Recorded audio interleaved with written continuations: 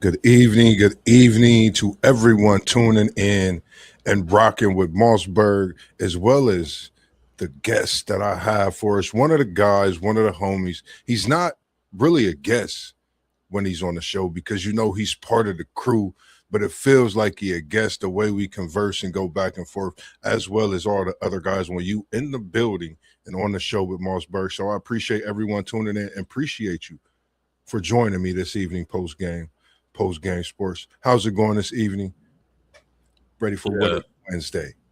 yeah, man. I appreciate as always you having me up on here, man. It's real fun to talk about the topics you have in store for the good people on YouTube and all across the world. I appreciate you having me, brother. It is all good. I'm excited to get it popping with you. What's good with you? Yes, sir, man. It's appreciated, man. And I didn't mean to have the late applause, but it's like you got to hit that round of applause once you finish because the mic just still be checking itself, man. And shout out to you for what you do because even though I'm busy on my work days, I can't wait till Thursdays for your show to come and drop. And I'm looking forward to that as well tomorrow. And we are back with another episode of What If Wednesday. And I think we're at part three. This is What If Wednesday, part three. If we want to know for those who are just tuning in, maybe for the first time of this What If series. And this week, we have quite a slew of topics. And again, before I get into that, I want to thank everyone for tuning in this evening and want to give a shout out to WTP for Life, Unc, who we call him, One Take Zay, City League TV, SEC Shine, Parlay Poe of Blissburg.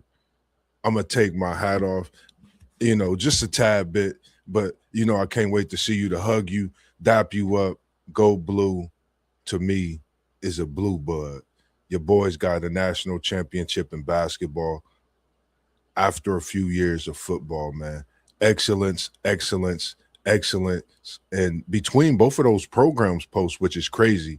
I know we on What If, but I'm gonna talk my talk when it comes to, respecting the university and saying what I say, because two sports, and in those 2 seasons, one was undefeated, and I believe one only lost three.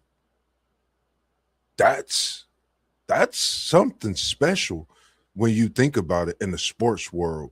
And you talking blue, that's Go Blue of Michigan Wolverines. So shout out to both teams of the undefeated national championship football, the national championship basketball team. And yes, we gonna get it going soon with that discussion of greatest college basketball team of the respective university. And we're going to come at Go Blue as well. And again, we appreciate everyone tuning in this evening with MossBurgh and post game for What If Wednesday, part three. And we see Parlay Poe in the building. What's going on, Parlay Poe? And we appreciate you tuning in as well.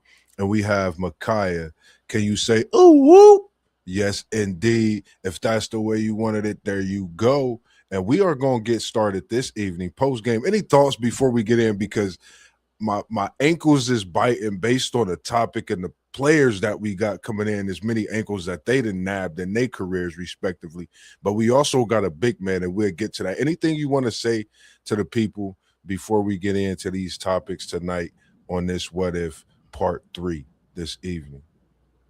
No, it's a great show you put together because it's like, you know, being a guy who grew up, late '90s, mid '90s, early 2000s, glued to the TV watching basketball. It's always fun to think about, an alternative universe where, Allen Iverson wins the championship, C. Webb wins the championship, Charles Barkley So, wins the championship, players like that who never won one, but had a profound impact on the game of basketball. So it's always exciting to discuss stuff like that, man. yes, sir. Yes, sir. And we not going to hold the people. We not going to hold the people. And every time somebody give me a question, I'll come through with an answer. And the first one is the answer himself. That is, what if And this is part three, ladies and gentlemen. You got to go back and you got to check part one. You got to check part two. You got to just go back and check everything that we've been doing. And that says check it. I can't forget about check it or respect it. That comes on Thursdays, and go back and check all those. But what if Allen Iverson won a title in 2001, the lone time that he got there with that a massive Philadelphia squad? What's your thoughts on this post game? What if AI got him a chip, and that was a big chip, 2001? Well, first of all, I would have been absolutely crushed that whole entire summer, bro, because I grew up as a huge Laker fan.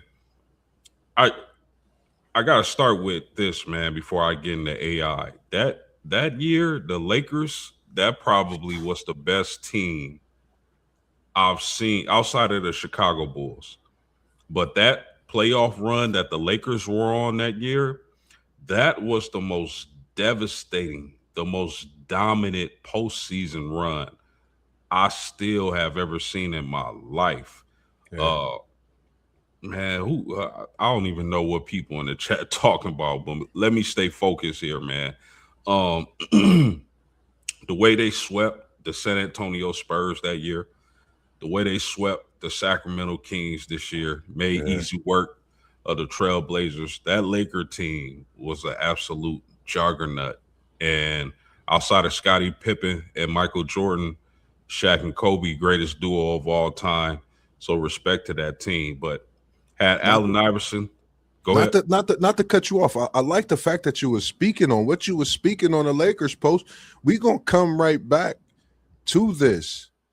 Allen Iverson, for the mere fact that you broke into a question that I didn't put on here for the people, but what was one of my what ifs? The Lakers did go undefeated in that 2001. I couldn't put a what if AI won it without adding that what if. So to continue on with what you were saying, no disrespect to cut you off, but I like where you was going with that. Lakers talking that 2001. Continue on, sir. I love it. Yeah, man, just a dominant performance. It's like, man, they couldn't miss like during that playoff run. Like they just couldn't do any wrong, man. You had Shaq and Kobe, Rick Fox, Robert Ory. Man, hey, get this dude out the chat, man. I don't even Disorder 71. Get his ass out of here, man. Nobody got time for that.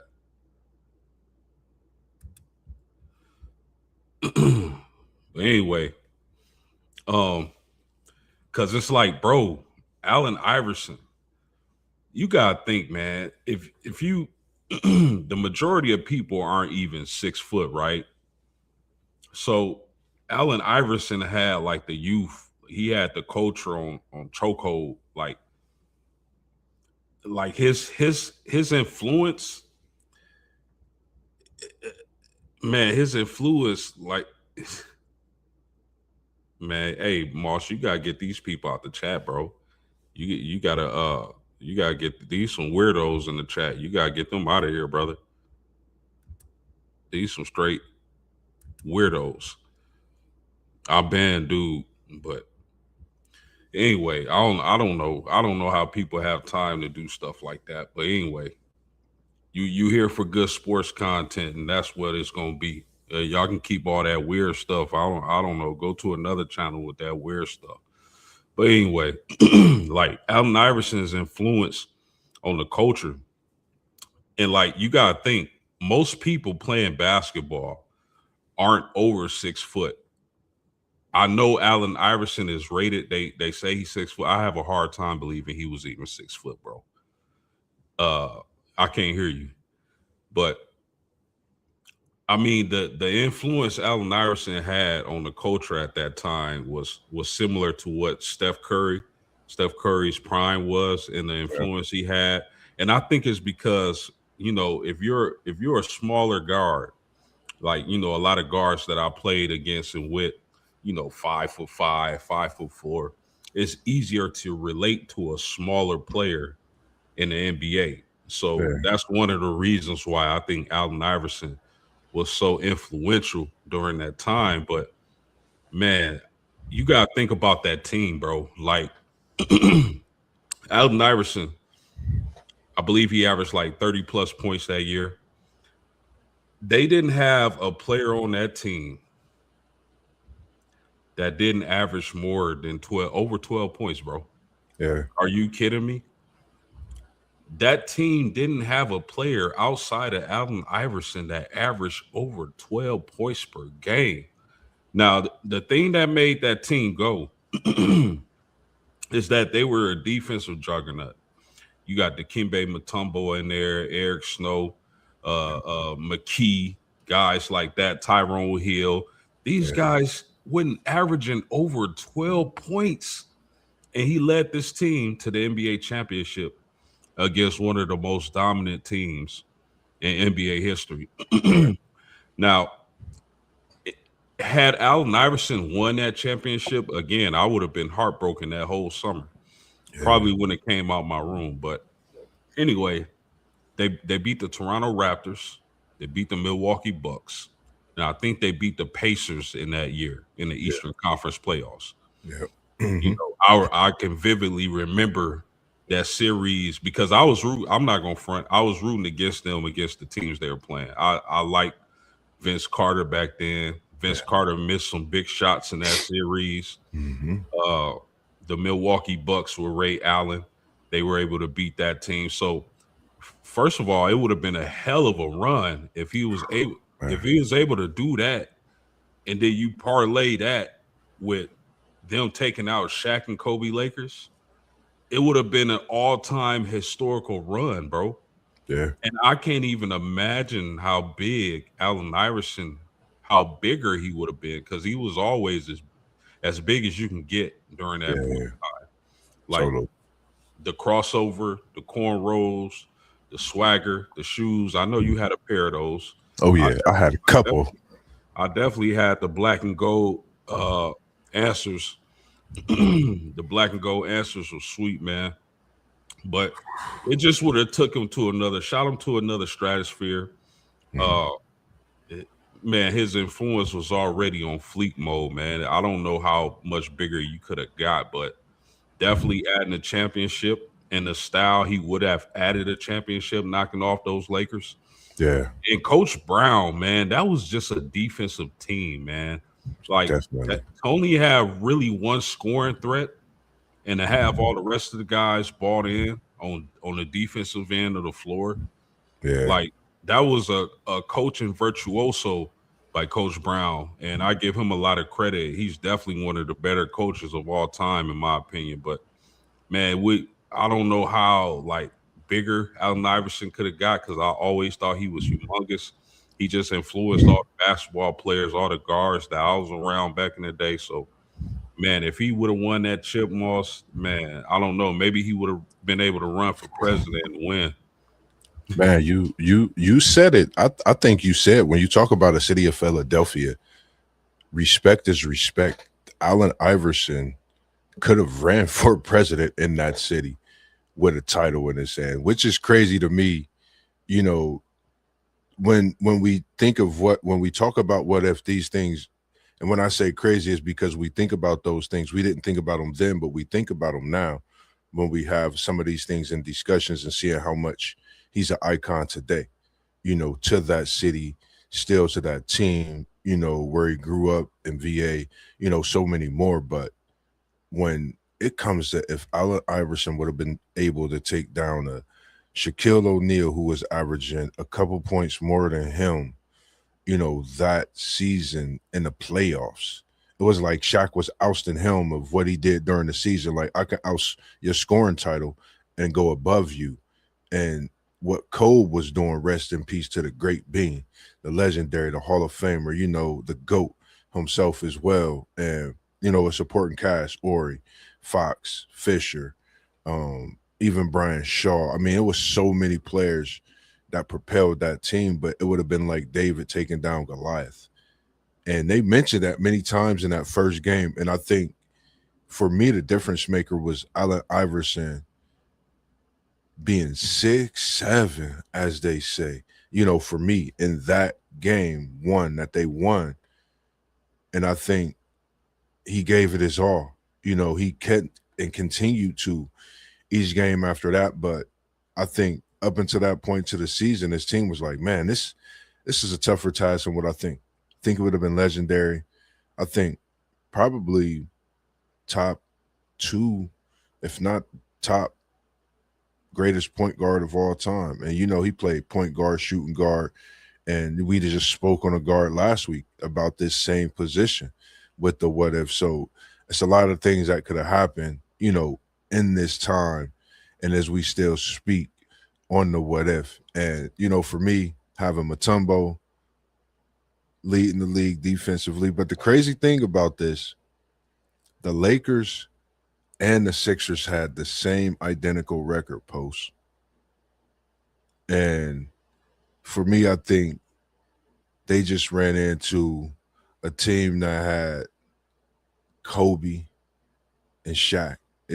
That was unstoppable. If Allen Iverson would have had another score, it would have been possible. But the next one we have up on the topic, I think this is one for me that I like because I felt he changed the game in so many ways. I think people would possibly consider him the best power forward of all time with the championship. And with that championship, he would have had to defeat MJ, who everyone, of course, majority considered a GOAT, arguably with what Brown doing respectively and what the great done as well.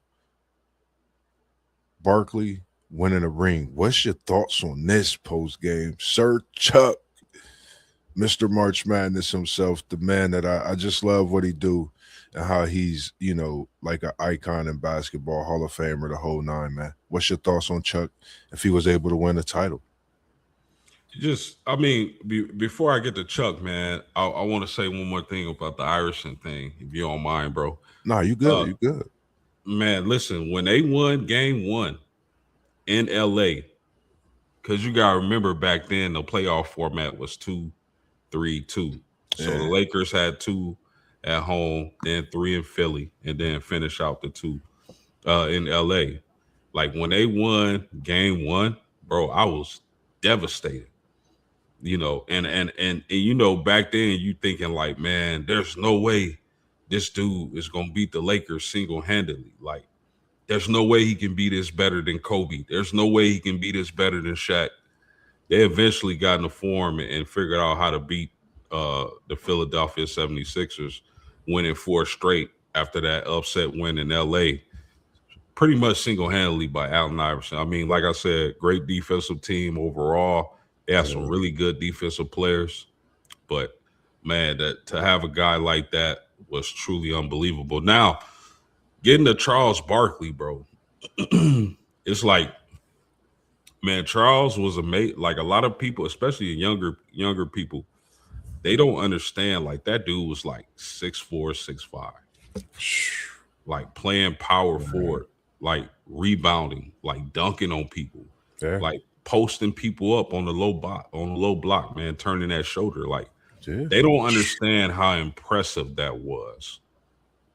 And his ability to score and take over a game. Charles Barkley really was that dude, Moss, Yeah.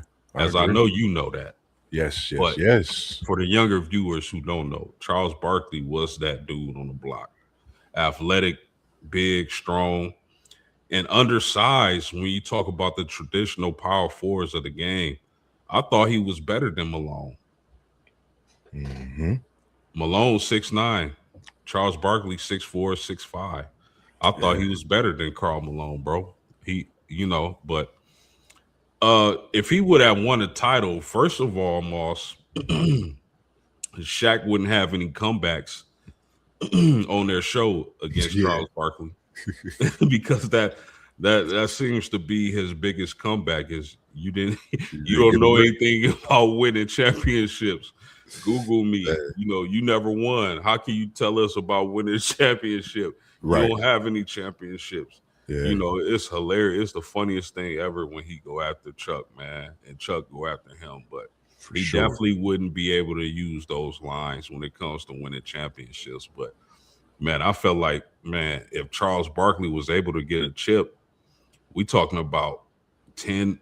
getting into that room of 10 to 15 best Yeah, players of all time, yeah, if he was able to capture that elusive championship, which he never did, but if he was able to do that, Moss, we talking about going from a top, what, 40 player of all time to a yeah. top 15-ish, maybe 15. 15 I play I could around there. argue, yeah, you could really argue possibly and say 10 with his size being the biggest factor in him playing big like that down low. Because if you really think about it, Chuck really dominated everything and everybody. He just didn't have a title. Yeah. That's the That's crazy thing. Yeah, and it's the same thing for Allen Iverson. Allen Iverson, I know they say point guard, but he really was a two guard. I Man, mean, come changed on. the game, Chuck, man.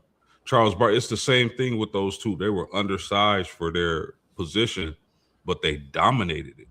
Yeah, So really, it's the same thing with Allen Iverson, man. All the jokes are over.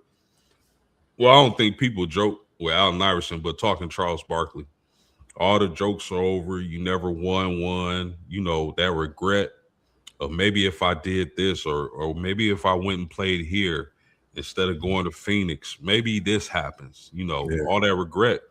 But it's interesting because Charles Barkley says all the time, Moss, like I felt like I was the best basketball player bro. on anytime I stepped on the floor until he played Michael Jordan in that finals, and he ended up admitting. And salute to him. I disagree with a lot of stuff Charles Barkley says, but I respect his basketball game. Yeah, And he said, like, for the first time in my life, like I knew I wasn't the best basketball player on the court after we lost to Michael Jordan and Chicago Bulls in the championship. yeah, yeah. Let's welcome SEC Sean in. If you got a chance to watch that 6 o'clock, 6:15 preview on what we got coming up this weekend on the NASCAR, make sure you go check it out on SEC Sean. If you want to chime in, tap in on this question on the what if Charles Barkley won a title? What's your thoughts on that? Well, I mean, Charles Barkley's still one of the greatest of all time, but I heard post game, he's right. I mean, the whole joke of the best to never win one would be gone. But it also goes back and take into consideration this was before the era of jumping to super teams. There was no, hey, let's go all join. He didn't call up Mike and be like, hey, let's go join up with Scotty and come join us in Chicago. There was no super teams back then. He was the Superman on his team, Yeah, and each team had one to an extent. Some were just better than others.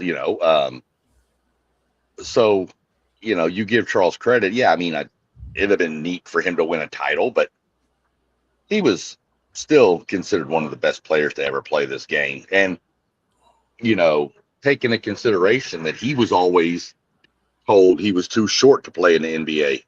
His body style wouldn't allow it. And yet he was one of the most fiercest rebounders there was. agree. Anything else that you would like to add to this one post game before we get out of here? I just, for me, I think he definitely would be up there. I love Chuck's game. I just think from, me really looking at it over the years, I never really watched his documentary.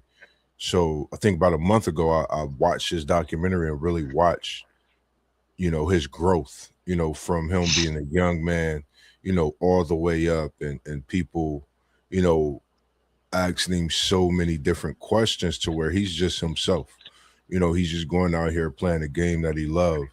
And he was just, like he said, a big old teddy bear. Everybody thought he was something more than what he was. He just was a natural, guy trying to hold his own on that basketball court, knowing what he was going against him. So I respectively, say Chuck is definitely up there with the greatest. You played against Mike, in a dueling series. You went head to head with Shaq, many years, even though you didn't get a title. You're talking about one of those guys out of that era where Jordan kind of, weaned himself and expanded and resurged into MJ, the GOAT we know. I think Barkley was the one to where everybody really feared outside of MJ in that era. Yeah, I agree, man. I mean, y'all both said it all. And what up, SEC Sean? Good to have you on, man. As always. Yes, I sir. mean, y'all said it all, man. I mean, Charles Barkley was awesome, man. And a lot of the younger people don't know. They have no clue how good. They just think he's some analyst that be talking crazy.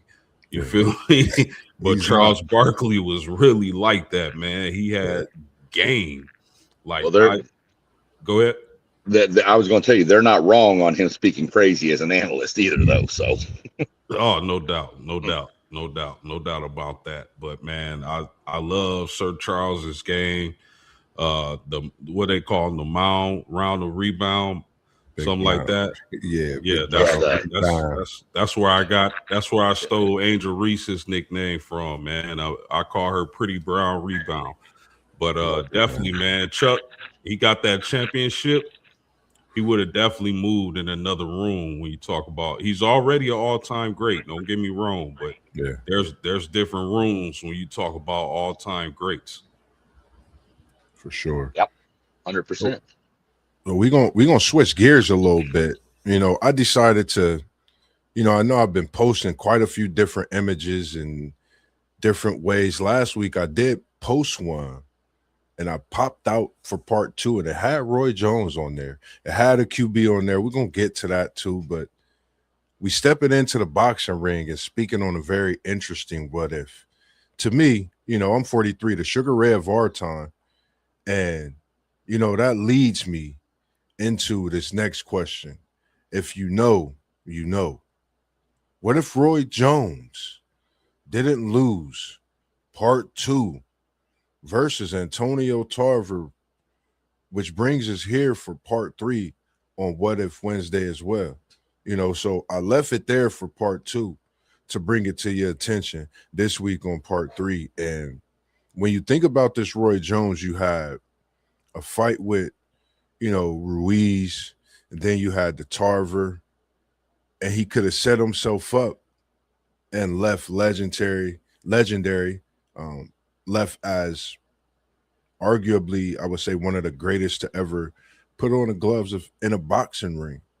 You know, we seen with our own eyes what Roy was able to do, but that brings us to that great question: what if he didn't lose in part two versus Antonio Tarver? We're gonna start off with you post game, then we're gonna bring it to SEC Sean. What is your thoughts on this one? And I think this will really wake up a lot of people because for the young, like you said on Chuck, nobody really know about the boxing ring unless you watch it. So you might want to go check your records and look up Roy Jones, who switched from, I think, super heavyweight to heavyweight. I mean, the weight difference was about 20 pounds in this. So what's your thoughts post game?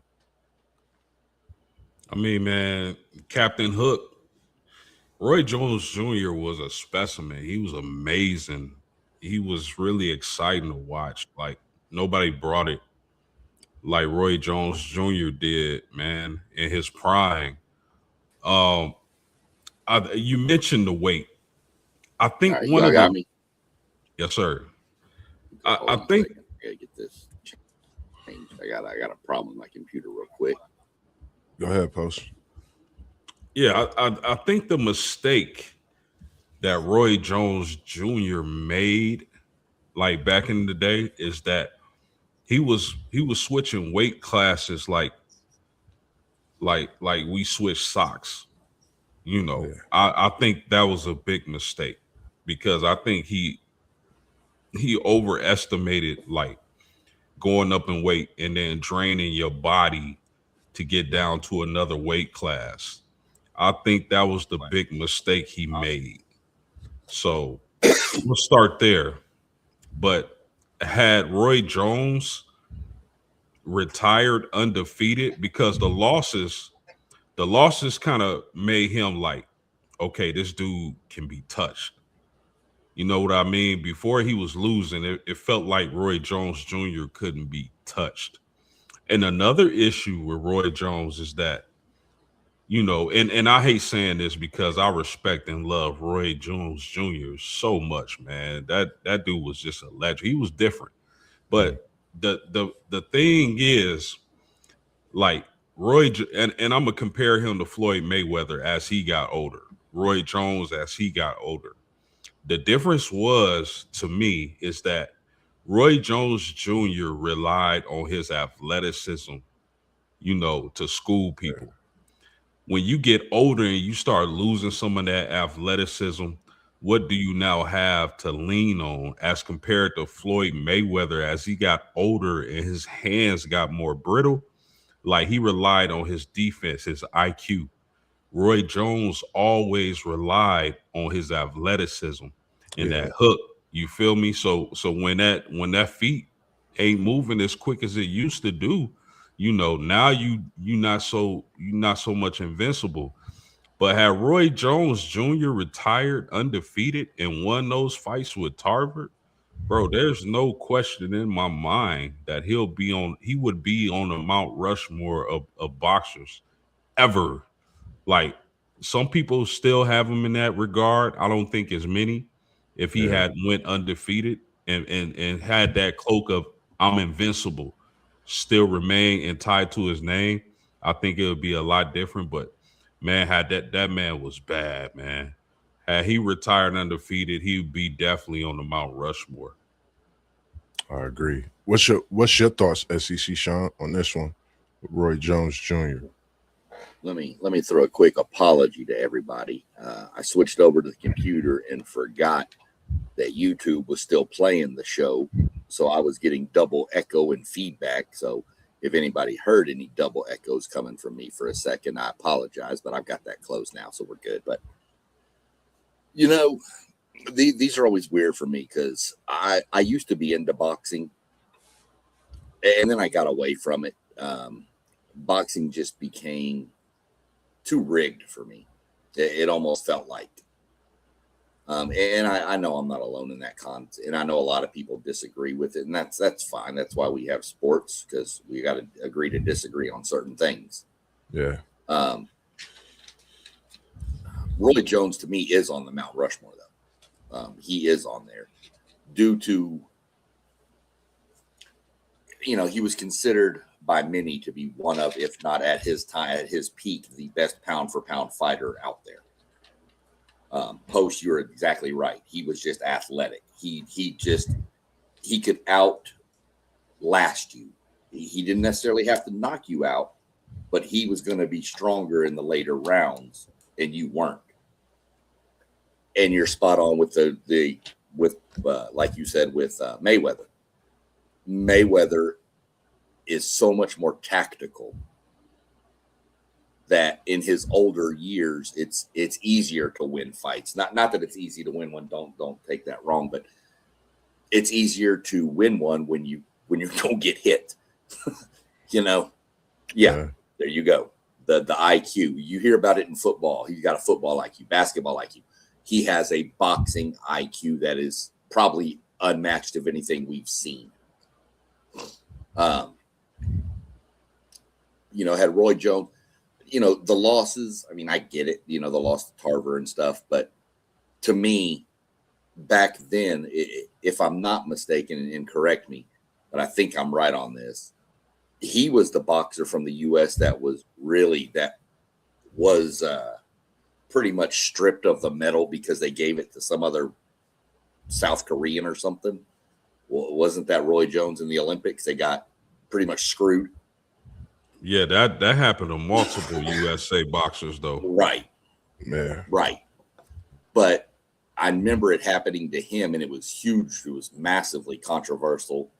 And then he came out and dominated in the ring, in boxing circles.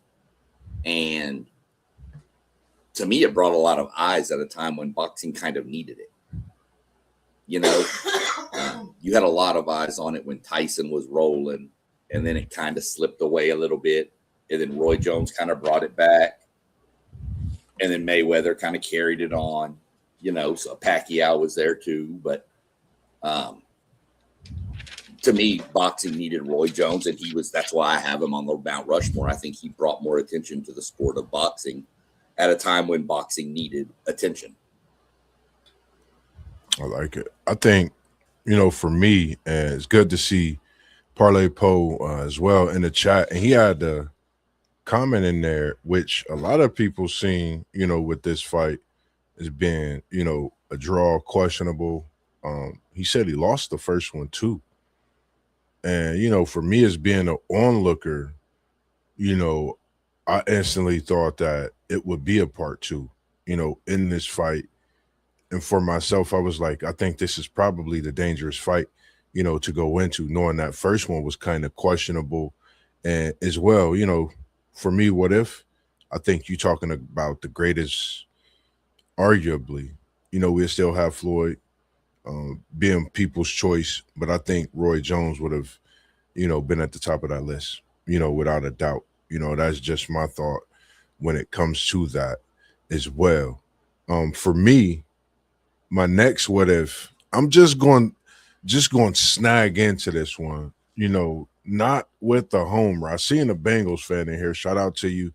Appreciate you tuning in, and Hude as well to you. I was trying to stay away from the injuries this week, as I was telling posts, and I've been telling the guys, but I'm gonna throw this in there, man, just for the fun. And if you could take it back to this, we got Parlay Poe in here as well. I think it'll be a good one.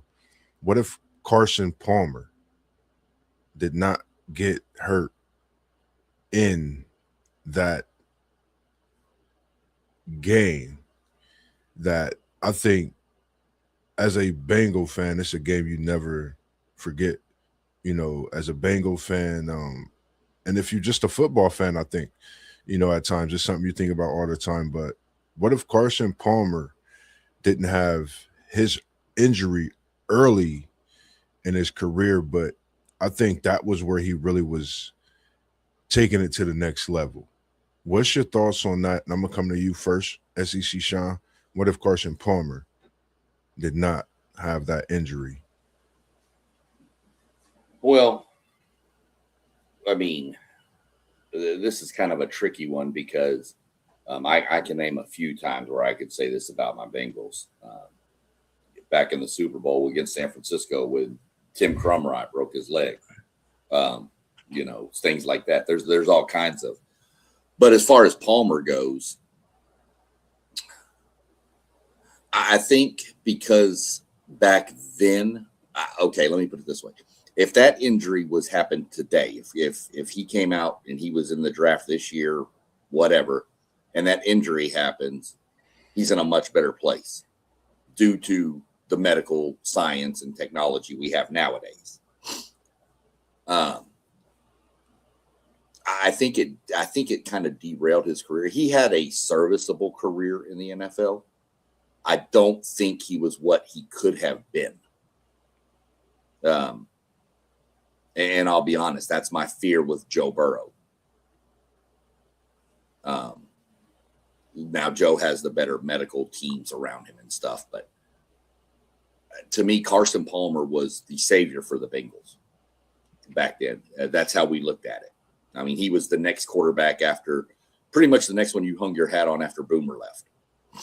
Seriously, we had some others in there, but that injury, I think, just set him back. And I think by the time he got back to where he was Carson Palmer, you had already had all these other quarterbacks in the league that were now taking the lead over him.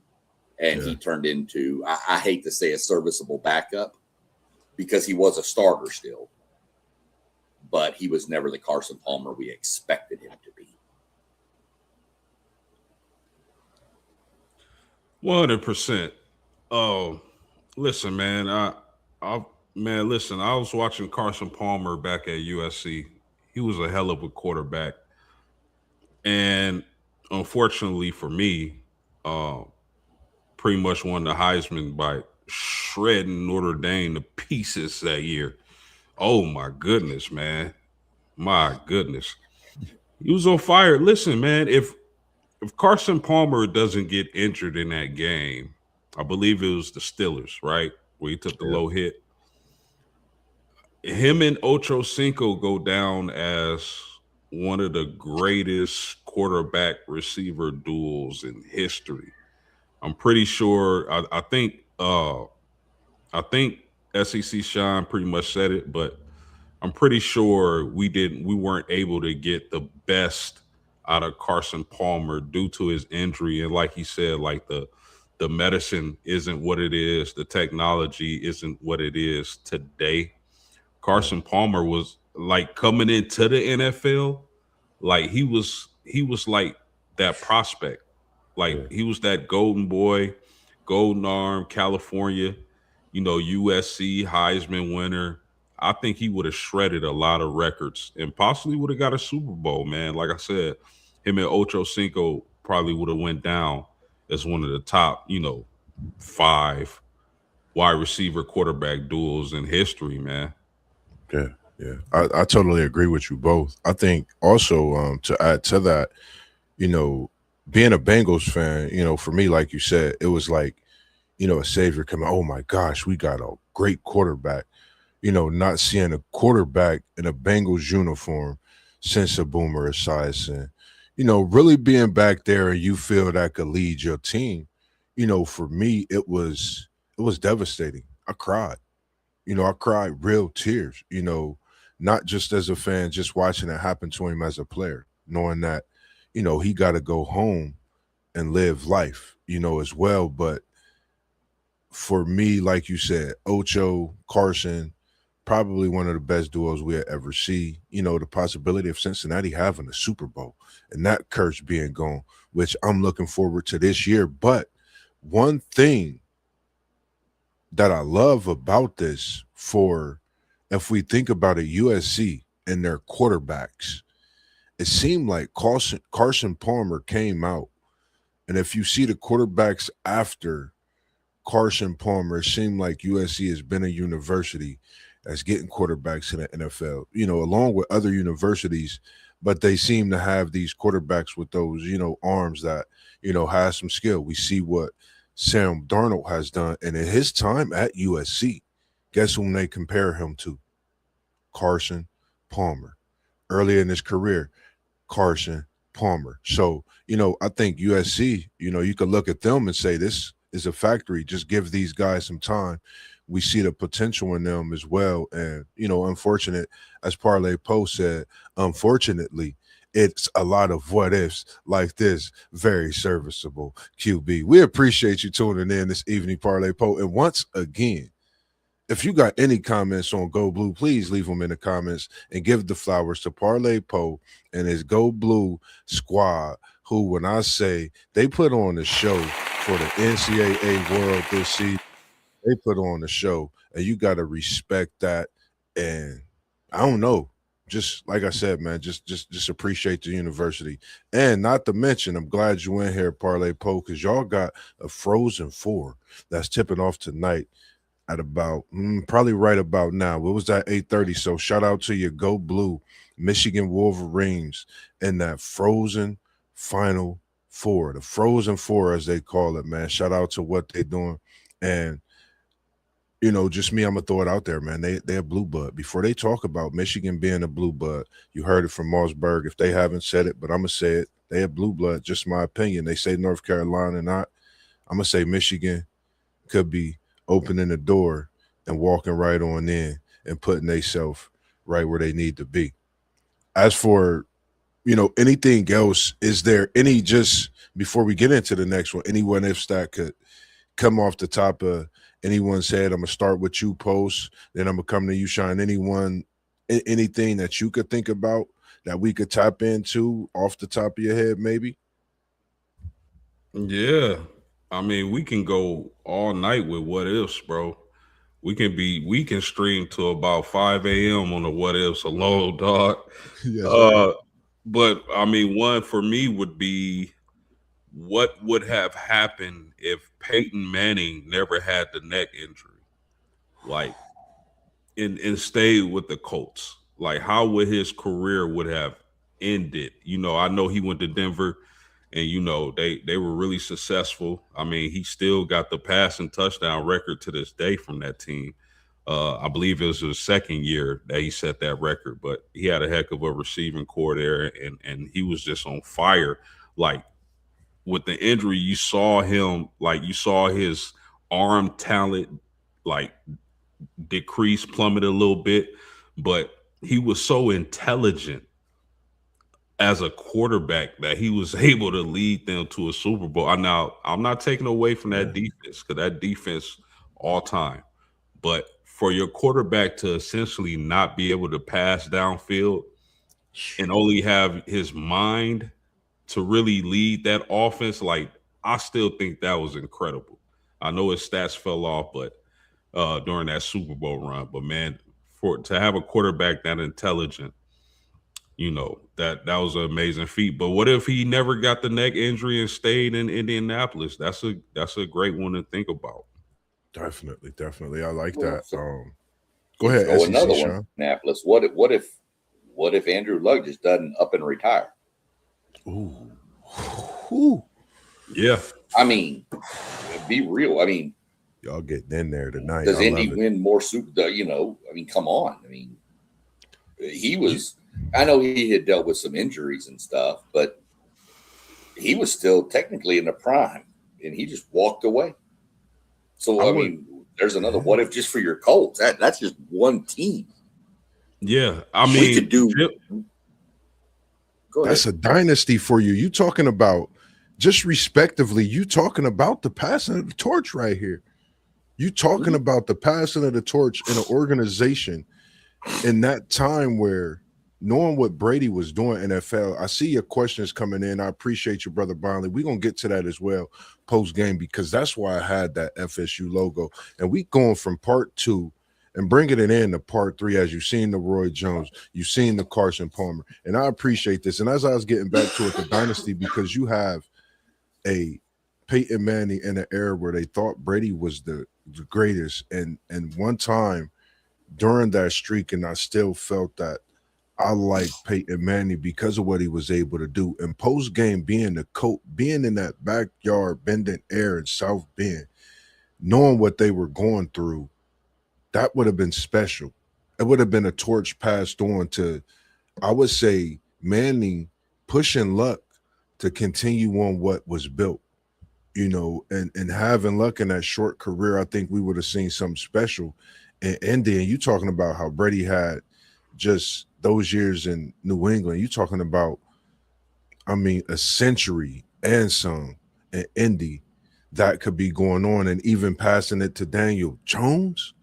And we see how he could really be in this coach organization, with what they have. And could you give the hats off to that organization and what they do as well? Not to interrupt, but I mean, that's some great what ifs that you guys brought up. I love those, and I appreciate it as well. Well, here's the thing: you got to think of like the butterfly effect. Like, if Peyton stays, the Colts probably don't get Luck. But to SEC Sean's point, like, if Luck doesn't see, the thing with Luck is that during his tenure, we had a terrible, horrible GM. Mm-hmm. Just terrible. I mean, they were letting Andrew Luck take beatings, and he still was putting up numbers and performing, still making comebacks and leading us to victory. I believe, or under this regime, and rest in peace to Mr. Irsay. We know his daughter has taken over, but Irsay's last few years on Earth, man, where we had a different GM, like, and we still were able to have Andrew Luck, a healthy Andrew Luck, I think the Colts would have did it eventually. Yeah, I agree. And we appreciate it. Like I said, our brother Bonley, we're going to come back to, he said Joe Burrow already holds, and I'm coming right back to you, Parlay Poe, holds records for the most playoff wins, quarterback wins, over, Ken Anderson, Boomer Esiason, 5 playoff careers combined on their end. And I agree, man. I can't wait. And Brother Bondy, if you could send the email to what you see at the bottom, Joe Moss 1001, I would love to have you on for my Bengals season preview this season as we kick off our season talks, which will be coming up soon, and indulge it. And we had Parlay Poe in the chat with us, and he's been in here the whole time, and we appreciate it. And he's been talking at Go Blue. I thought he was going to type it in the chat, and he said, what if Charlie Ward played b-ball instead of football instead of basketball? I apologize. What if Charlie Ward played football instead of basketball? What's your thoughts on this one? I'm going to come to you first, SEC Sean. What's your thoughts on this one? On this one, this is a toss-up. I mean, Charlie Ward was dynamic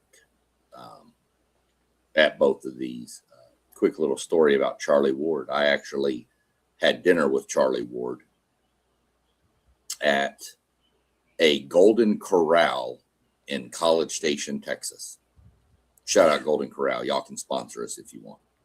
Yes, sir. Yes, sir. It wasn't just me. We were parent and code. We had a 7-on-7 football team for our high school.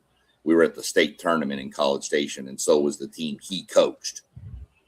And one of the coaches on our team with us was Todd Scott, former NFL safety from the Minnesota Vikings. Mm-hmm. And he knew Charlie Ward. And so we sat there and timed it up with Charlie Ward. And while our players were recruiting his quarterback to come transfer to our high school, his quarterback named De'Eric King. So that's a little quick story on Charlie Ward. But oh yeah, Charlie Ward was dynamic as of an athlete, as we had numerous of them back in that day. Bo Jackson, Dion, Charlie, numerous two-sport athletes that you just don't see anymore. I honestly think Charlie could have been sensational in football. I think Charlie chose basketball more for the non-injury aspect, if that's fair to say. You get into the NFL, I don't think Charlie wanted to be getting hit by 260-pound linebackers running 4.4s at him. I don't really think that was in Charlie Ward's. He was okay. He was okay driving the lane and having Bill Lambier knock him to the ground or something, but he wasn't real keen on, like a Lawrence Taylor type just taking his head off. So I think he chose the path of least resistance. But I think he could have been dynamic at it, either one. He was a phenomenal athlete. Yeah.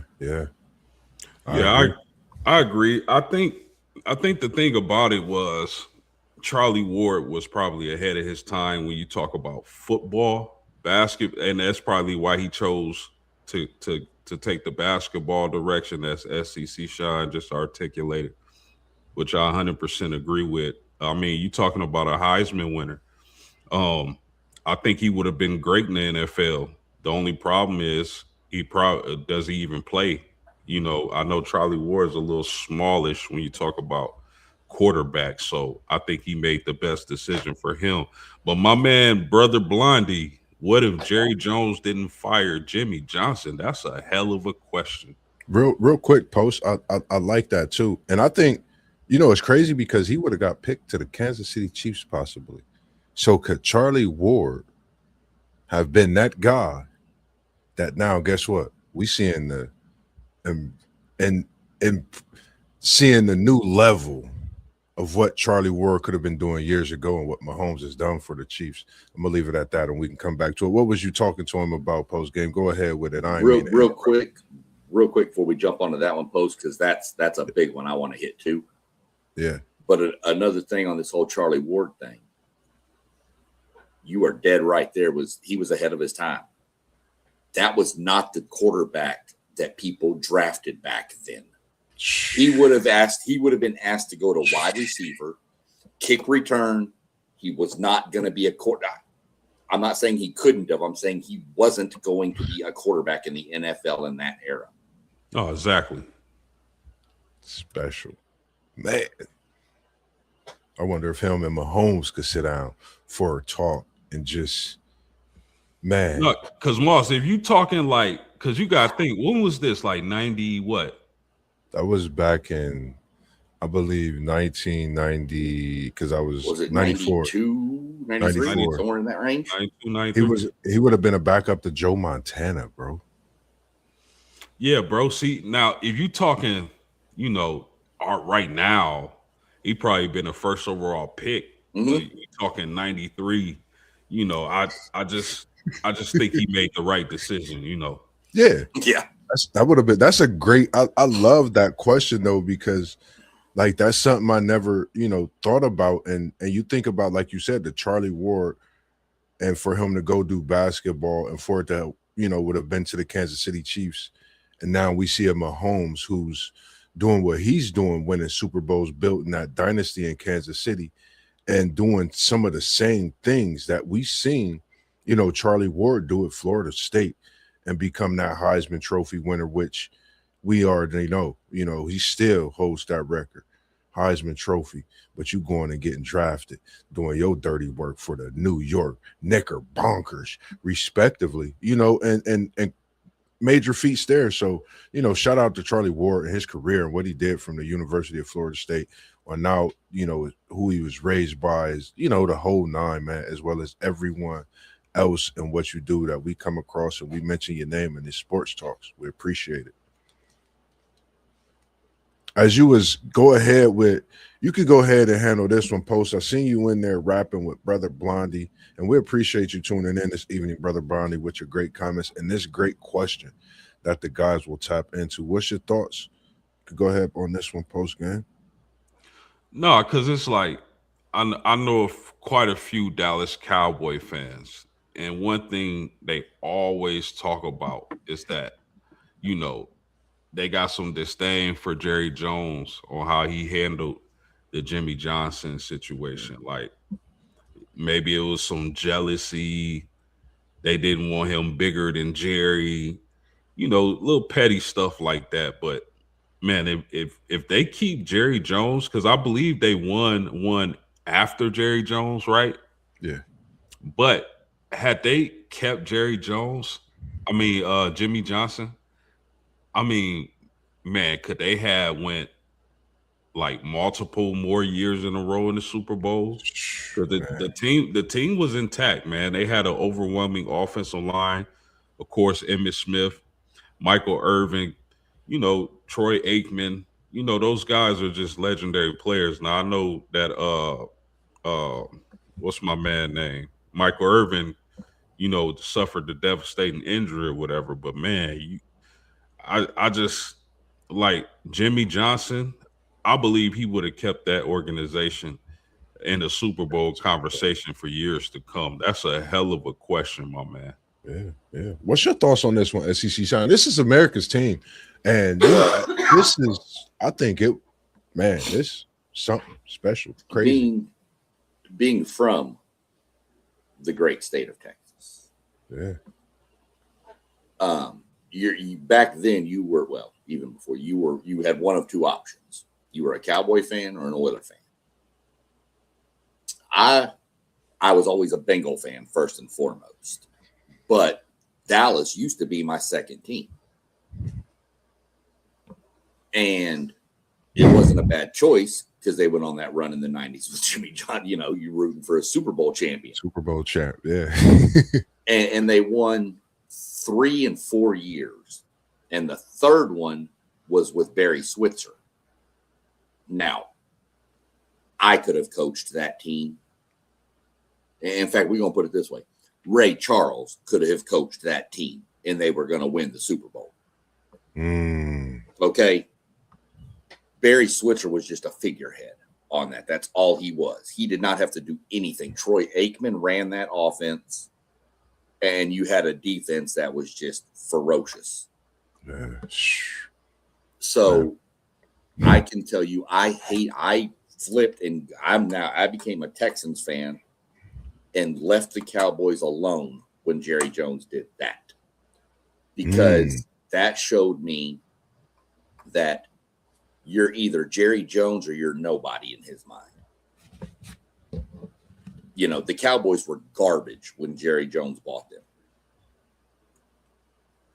he brings in Jimmy Johnson. They make this trade with the Vikings. Shout out to the stupidity of the Vikings.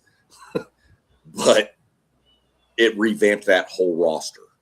And then within 2-3 years, they were in the Super Bowl winning them. And since that day, there's and I can list you off tons of people around the Dallas area that despise Jerry Jones. They're Cowboy fans, but they hate Jerry Jones. They want him to sell the team. Yeah. And that's the reason why. Because if they don't get rid of Jimmy Johnson, the Cowboys in the 90s probably win 3 or 4 more Super Bowls and are probably talked about like the Patriots are of recent memory, if not more. Yeah, I like that. And again, man, Brother Blondie, at Brother Blondie, man, we appreciate you. Shout out to you coming in with the great comments, questions. And again, man, you could definitely email me. You could check in with us, and you could check out WTP Sports Dudes, WTPSportsDudes.com. You can get the full view of us all. You can check out our website. Don't forget that. And make sure you tap into all the channels you see at the bottom, all the great nutrition and sponsors you see at the bottom as well. And I am your head cook at KT's Good Eats, and we got some special things that's going to be cooking up for the people throughout the city coming up in May, as well as some pop-ups for those egg rolls that you always talk about. But not to keep you away, just real quick, we at about an hour, and we, getting ready to hit the showers, very soon. But for some, they up and they watching us. So we going to give them what they want to see. Anything you want to say post game, yeah, come at it. Talk to me. We here. Yeah, before we wrap it up, man, I gotta get your opinion on something because yes, sir. Angel Reese was traded to the Atlanta Dream, and I think that was a humongous deal. Like it could change the landscape of women's basketball. What was y'all thoughts on her? Because you think about this. I know that Brittany Griner is unrestricted and Jordan Canada is unrestricted free agent. They should bring those 2 players back, because to add them with Alicia Gray, I think Atlanta, I mean, they were good last year. Now you bring in the premier rebounder of the league. Like, that was awesome. I just want to know y'all thoughts before we close out on that. Not super big following of the WNBA. Keep up with it a little bit, but that did pop up on my feed, and that's how that tells you, for somebody who doesn't really do the WNBA. I keep up with the Dallas Wings. I don't know why, but I do. But for something like that to pop up tells you how big of a news story it was on my feed. Okay. Yes, I know who Angel Reese is, but she's a dominant rebounder. I was trying to come up with a comparison to make for what it would be like in the NBA, and I can't, because you would never. It's not quite Luka Doncic to the Lakers, but it's in that zip code of that kind of trade for the WNBA. Players like that aren't traded normally. Right. So that's why I put it in that zip code of Luka to the Lakers, just because it's weird that something like that happened. So that would be my take on it. Yeah, I mean, good for Atlanta. So we'll see where it goes from there. But yeah, it was pretty shocking when I saw that pop up. That's pretty much my take on it. When you've done with your take, I got one what if I want to see y'all's thoughts on. For me, mine, I actually thought it was probably one of the best things that happened. I don't know if a lot of people really, lock into it. And like you said, SEC Shine, you don't watch it as much. I think with it coming up as a notification, I think you was maybe thinking like, I might have to watch the WNBA draft to see what this could have possibly landed into. Her teammate Flaugier is coming to the NBA. That is WNBA respectively, my bad. But I think this pairs them 2 together in Atlanta. Atlanta's in the top 10 for picks. I think Flaugier and Angel, I think they back together in the WNBA. And I think this is something that's been waiting to happen. I think Atlanta in the East, with Indiana in the East, Caitlin Clark is back, Angel Reese in the same conference. You talking about the WNBA draft kicking off here in a couple weeks. We gonna be locked in. I'm tuned in. I'm taking a day off. I'm checking my schedule because this is for me, I think, very big for her career. I think this is one of those moves where you get with the right organization. Nothing against anything and where she was at. I think it's about where players are fitting for what they do, their culture, their self, and who they are. I think all of these things fit perfectly. Atlanta, the music scene. Guess what, Flauget? You and Angel Reese about to drop a video draft night. I don't know. I'm just speaking it too. It could be possible. But I think this could pave the way for some things like that to happen. And first thing I thought about was them playing together in Atlanta. Bro, they cooking with grease now. I mean, think about it. Tahina Pow, Ryan Howard, Yeah. Alicia Gray, which I mentioned. Bro, they cooking with grease. And they got the money. And between them, New York, you can never count out New York with Stewie. Yeah. You know, we know what the fever gonna be, you know, right there with anybody. So I mean, but real quick, I know SEC Sean want to cook, but this dude, brother Blondie, man, just dropped another nuke in the chat, man. The Lakers and Sparks are still the only teams to win both the NBA and WNBA titles in the same seasons back to back. Get out my book. Get out my book, brother Blondie. I was bringing it to you next week. Let's tap into it this week. Let's get it. I think that's diabolical. I think what you want to say, SEC Sean post game, because y'all Laker fans, I think that's still, I think a lot of people don't really even talk about it. That's why I actually had it on the docket. You know what else is crazy about that? Is that the Lakers had Shaq, yeah, and Sparks had Lisa Leslie. Yep. So they both had two dominant centers at the time. Yeah. Yep. And if you think about it from the guard standpoint, who did Lisa Leslie have at the guard standpoint with her at that time? You know what I mean? So it's just wow. Yeah, I mean you had them do it. Houston was close. Houston, the Rockets won it, what, 94, 95? Yeah. I mean, if you go back and think, the Rockets won it 94, 95.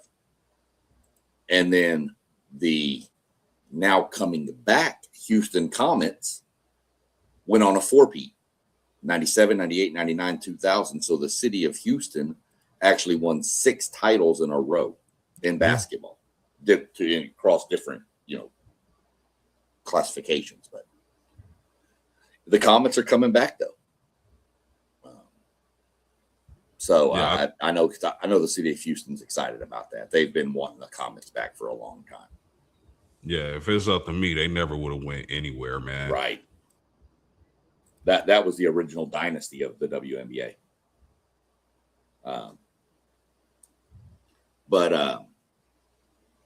Yeah, I mean, brother Blondie got some bangers coming out at us here. Love it in the chat. Love to see it. I don't even know if I know brother Blondie, but like I said, I appreciate you tuning in this evening. We're gonna have to email, we're gonna have to network, we're gonna have to chop it up, because I would love to have you on and feature you, and not just a conversation with MossBurgh, but bring you on for one of our what if episodes as we continue on and on throughout this year with these shows. Brother Blondie, somebody we don't know. Right. Make sure you subscribe, my brother. Yeah. Wherever channel you watching this at. Subscribe to them all. That's Jam is what he says. Okay. That is our encyclopedia Jam in the building, ladies and gentlemen. I do apologize. We see Jam's face at Brother Blondie, and I'm going to make sure, because he actually have his own YouTube channel, and we also should subscribe to his, because when I say that encyclopedia is open and that book never closes, He's hitting you with gems each and every time a conversation. Jam, we got to have you on for what if one of these episodes. And again, man, we appreciate you coming in with these great thoughts and dropping these gems and jewels and another great show on this Wednesday evening. Hey, Moss. Yes, sir. Hey, did Rod come out of nowhere, dog? Came out of nowhere in the building, and that is Unc in the building. And when I say he is enjoying his vacation, hopefully you got your feet kicked up right now, Unc, just enjoying. But it's good to see the CEO of WTP Sports Deuce, the man that put us all together and given us the platform to do what we do best. And again, man, we appreciate it. And we just getting started. We just getting started. And I think everybody know what we mean when we say that, when I say that. I love what we do, man. And SEC Shine, not to keep the people waiting. We coming right at you. What is that? What if that you got for us this evening? Crack it open. Little bit off the chain here. I'm not going to go into my NASCAR realm because nobody would really have a what if on it. But we're going to go into baseball. And a few years back, there was a player had all the tools. The next 5-tool superstar was on his way. Got injured in minor leagues, was drafted number 1 overall, got injured in the minor leagues, got hooked on drugs, got suspended forever from baseball, indefinite ban. Worked his way back, came back, and put on one of the best home run derby in Yankee Stadium, and it was Josh Hamilton. The kid was built different. What if he never gets sidetracked? How are we talking about him as one of the greatest of all times if he doesn't get sidetracked? Easily, in my opinion. My bad, post. Go back. Rewind. If I could rewind the chat, SEC Sean, can you come in with that again, please, sir? Because that right there, I think you just dropped another explosion with that one. Number 1 overall pick for the Tampa Bay Devil Rays back then. Was drafted number 1 overall. And actually, if you want to know, drafted overall in the 2nd round, number 1 was Carl Crawford. Josh Hamilton came out of North Carolina with everything: speed, power, arm. He had it all. Hit for power, hit for average, run, throw, play defense. He was in NASCAR world, there's a guy named Joey Logano.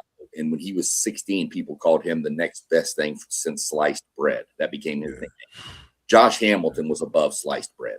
This kid was going to, I believe, break most records in baseball and got sidetracked on drugs when he got injured. My question would be, if he doesn't ever get sidetracked, is he one of the, are we talking about him like we talk about a Barry Bonds, like we talk about a Mickey Mantle, a Babe Ruth? Is he in that category? Post, I know you said yes a minute ago. I'm 100% with you. I think he's breaking numerous records. I don't think it's close. I gotta agree with you on this one. I mean, I remember that story vividly, man. Like, I remember being friends with a lot of baseball guys. I'm a Yankee fan. I love my Yankees. I really tune in when it comes to postseason. But I remember that era with Hamilton, and as you was telling the story, like, I knew who you was talking about, but I forgot the name. And then you said the name, and I was like, "Oh my goodness, that dude right there would have been legendary." I definitely agree that he would have went down as one of the greats, because you saw how good he was after the aftermath of all that. He still was a good player. Yeah. But you talking about if he was able to avoid, the situation that derailed him, if he was able to stay in, on that straight and narrow path, I'm talking about, Alex Rodriguez. I think he would have been better than A-Rod. I really do. Speed, power, everything. That I do remember. I don't know as much as baseball as other sports. I know my Yankees though. I know the Sandman, Mariano Rivera. Yeah. But I remember the Josh Hamilton situation, and I definitely agree with that. You know, it's something you mentioned that because I felt like Post, I was trying to figure out where you was going, and when you said it, I just my eyes lit up because I remember that home run derby, man. Like I remember Yankee Stadium. I mean, you talking about again, man, someone that was ahead of their time, man. Like if Josh Hamilton could have just blessed baseball with, man, this was a great one. This was a great one, SEC Sean, because you're talking about, like you said, post game legendary. I think we still, the fact that we talking about him in this what if shows how great he was.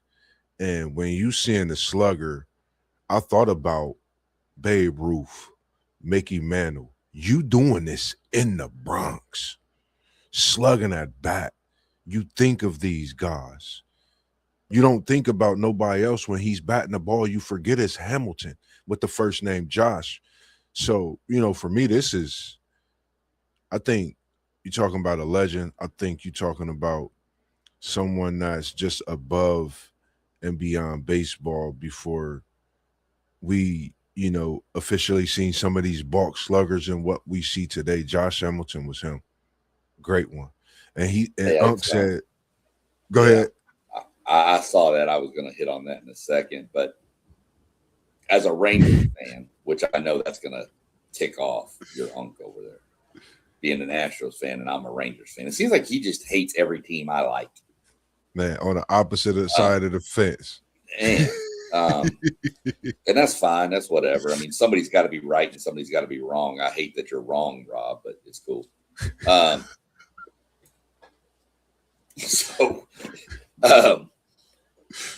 As a Rangers fan, though, I got to see that whole Josh Hamilton thing. Yeah. And I'm going to tell y'all something. You hear about things like this all the time. When he hit a baseball, it sounded different than anybody else. It sounded like a bomb went off. I saw him hit that 4 home run game against Baltimore. Yeah, you're on the wrong side of Texas, SEC. No. Never. You done got him started. Unc is in the building. No, it's fine. It's all good. We got a big baseball series coming up this weekend. I'm gonna tell y'all right now. The return of Jim. I can't say what I want to. That starts Friday afternoon, don't it? It starts Friday. Friday. Okay, I'm gonna have to get it. I'll probably watch some highlights Friday night when I get off. Yeah, I can't say that coach's name, but it'll make me throw up. So that's going to be a big series this weekend. But yeah, I mean, that was just something that popped into my head during the whole what if thing. Is what if that just stays? No, that's an excellent one. That's a really excellent one. That's a really good one. And to Rob, man, you know you my dog and all, but man, listen, my Yankees hot to start off this season, brother. You already know it. Them Astros got to catch up a little bit, dog. Tell them, Post, they just got swept by the Rockies. You said by who? The Astros just got swept by the Rockies. Well, he ain't gonna say that. This just a get back season for the Yanks. We know where we coming for this year. And my Rangers just swept the Mariners, so we sitting in first place now. Yeah, I'm looking forward to our ace Garrett Cole hopefully getting back, getting and being healthy, hopefully returning to form. So definitely, I mean, my major concern with the Yankees coming into the season, and they kind of surprised me. I didn't expect them to come out this hot. Was I felt like they've leaned more to, you know, analytics and big bats when, you know, we all know you win in October with pitching, man. Yeah. I think it's just good to see them come out, you know, as I am a Yankees fan as well, just see them, you know, doing what they do, using what's available. And I don't see it as looking as getting ahead, but doing what you have to do to be that, you know, to coach and compete, you know, on a weekly when you have a pitcher like Cole that's out and getting healthy. And I think, you know, once he get himself, like you said, going and he's having a great season, I think the Yankees, sky's the limit, as we seen in last year. You know, we was right there. I think we could get there and exceed where we were last year. You know, so health is going to be a big factor, but outside of that, I'm definitely, you know, looking forward to the Bronx being a place this year come postseason for sure. Man, you a Yankees fan too, Moss? Come on, man. Oh my God, what is wrong with people? Do I got to go back? Do I got to tell you the reason? I used to sit down, watch the Columbus Clippers, watch Posada catch it as a catcher. And shout out to Doug Jones' daughter is who I will be having on the show soon, and I'm working on a cut up for. Oh man, it's gonna be special on the edit. But you know, I get excited when we talk about the Columbus Clippers because that take me to Paul O'Neill, Bernie Williams, some of the guys that even though that was a Yankees club to send them up, but I watched those guys up close and personal. So it's a personal things with them Yankees. Man. From here to New York is big. You taking me back to the glory days, man. You talking Diamond Dog Night, Post, Bernie Williams, Paul O'Neill, Jorge Posada, the captain. Like what? The Sandman, Mariano Rivera. Man, stop it, Moss. I see him on that mound in that stadium here in my hometown. It was special. That was that's I'm kind of hoping that the Guardians will call up my boy Jay Slaviolette from A&M soon. We went to a Clippers game a couple years ago where there was a kid from Alvin, Texas, where my wife went to high school, who was a pitcher in the high school. He was older at this point, Jordan Stevens, but he pitched here in Columbus. We went to watch that. So we're going to see how it goes. The Clippers are a good time for people that are looking for something inexpensive and fun to do in the Columbus area when the weather gets nice out and stuff. Yeah. Clippers are a fun place to go to. Minor league baseball is fun no matter what. Shout out. Yeah. Appreciate that, man. Tell them send us some tickets, SEC Sean, man. Talk to them, man. Talk to the Clippers. Tell them. We here, man. Like we will come out and support. Send us some tickets, man. I'm too busy trying to get NASCAR tickets for people. What you talking about? Hey. What was the other thing I wanted to say real quick? I don't know about baseball right now. Baseball's in such a bad situation. It's the Dodgers versus everybody. They just outspend everybody. They get everybody. Mm-hmm. So for me, I think, for the rest of the week, we got post game coming tomorrow with another great show in the evening, 7:45. Make sure you tune in. Look for your notifications. We're going to be posting, throwing stuff up on the different media sites, tagging you in it and all that good stuff, showing your posts. Outside of that, we'll have our review on NASCAR that's coming up this weekend. And make sure you tap into the NASCAR reviews that SEC Sean is diving into, because I've been working on the edit as well for him too. And I just been watching that edit for the last couple nights, just working on it and just seeing us there as a team, and can't wait to get to one of those events, because one of the things that threw me, and it's so me, and I said, I have to get to one of those events. I have to do a better job outside of my schedule and getting into this rewards app, is when you sent me the picture, all the free goodies that you get at the races, impeccable. It make you want to be a fan just seeing that video, man. So shout out to what you're doing. But that was just the stuff. That wasn't even counting the fact you get tickets for free. Man, so many things. And I was just like, I was blown away. So I definitely got to tap into my NASCAR reward app a little more outside of this crazy schedule that I'm slowly getting away from. Starting next week, I'll be able to be on with y'all more, have a little more availability, which is what I've been trying to do for us for this year and moving forward. So outside of that, anything that you want to say to the people, we'll bring Post back in as well. Post, real quick, I got a question for you. Tomorrow, are you going mock? Are you drafting it? Or are you doing respect it or check it tomorrow? Post might got tied up. I think he might be doing another episode of that check it or respect it. Okay. I think he might be doing I'll keep a lookout for it. I'm not, like I said, okay. I don't know that I'll be on tomorrow with my getting prepped for my son and my 2 twin granddaughters to show up, who we just found out they are now expecting another child. Grandpa SEC Sean. SEC. Congratulations. I'm gonna have Congratulations, to man. start tapping into some oil money somewhere real soon. I need to Hey, give me by an that NIL time, deal. listen, that's why we here doing what we do, because trust me, they gonna enjoy the fruits of the labor that we put in, man. And I just know it, I see it, and I know we not doing what we doing for no reason, man. It's just always great and being able to do what we do. And again, I appreciate what you bring with that NASCAR, because like I said, I have to tap into it a lot more myself in that availability. But like I said, I opened it up so I could start coming on those Wednesday shows prior to mine and tapping into some of those races through the week as well myself. Yeah, for sure. So for sure on Tuesdays, y'all on Wednesdays for sure y'all tune in. I normally hit about 6:15 to 6:30. Go about 45 minutes, and then I turn it over. We get a break, and then Moss normally jumps on with this show, which is a phenomenal show. This is the first time I've been able to jump on live with it. Appreciate it. Y'all go like, subscribe to all the channels you see. Look, he mentioned the website. I'm going to throw it out there. We're on Patreon. We're going to put some content. We want to get some paid subscribers on our Patreon.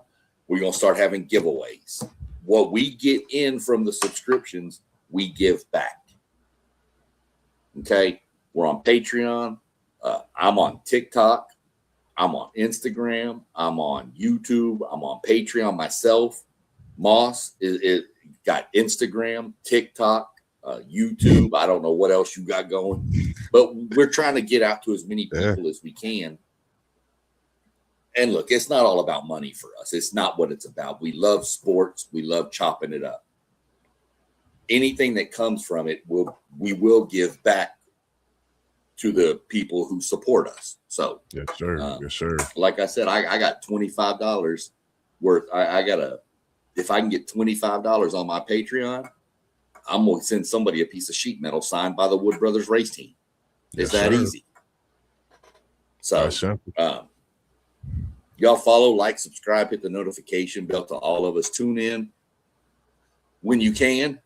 Drop comments, even if it's after the show. We have comments. You can leave them after the show's over. Leave your comments. We'll respond to them. Somebody will. If I see it, I'll respond. Moss, somebody will respond to it. So other than that, I'll quit my rant about trying to join us and get some subscribers. No, you good. As we always do, man. I don't know, man. I might change it up and come at you with a what if part 4. But just know MossBurgh gonna be knocking at your door. The notification's gonna come to you post game. I'm coming at you. Did you have anything else you wanted to say to the people before we get up out of here, out of the building this evening, as we continue to do what we do best? No, just a great show, gentlemen, man. I appreciate y'all. I love to chop it up with y'all. Make sure y'all like, share, subscribe. It helps us out tremendously, and we appreciate y'all support.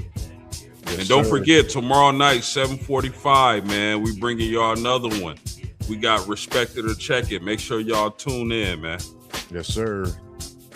Check it. Respect it. You heard him, SEC Sean. It's another one. Part 5. Is that part 4? Part 5 coming tomorrow? Post game is alive with it. So make sure you tune in 7:45 tomorrow evening. Tap into all the channels. I'm your host, MossBurgh of Level Up Sports 10. As SEC Sean said, I'm on all your platforms, Level Up Sports 10. Tap in with me. Go check out the edits. Go like, go subscribe to everything. Patreon, Spotify, every channel you see at the bottom. And come out when you see that KT Good Eats post, because it's your boy MossBurgh cooking up. And as WTP, man, Unc, we appreciate what you do for us. We out this evening. We came in the building, as City League TV said. And now we out. And always, as we do, peace. Y'all have a great evening, and we appreciate you all tuning in.